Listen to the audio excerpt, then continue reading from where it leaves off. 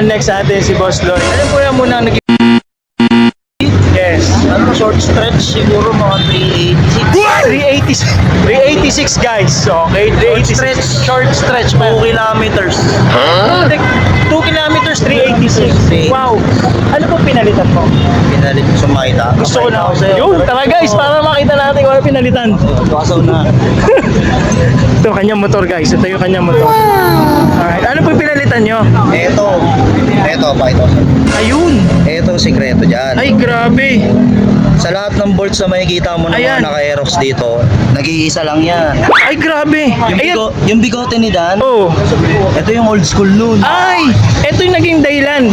386. 386.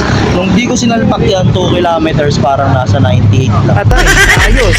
Oh guys, Ito yung sikreto. sikreto. Ito na yung sikreto ha. Alright. PM nyo ako, wag Yo. Sir Lloyd, thank you. Guys, ito naman si Botdan natin, ang Aerox Lifestyle. Interview naman natin kung ano naging okay?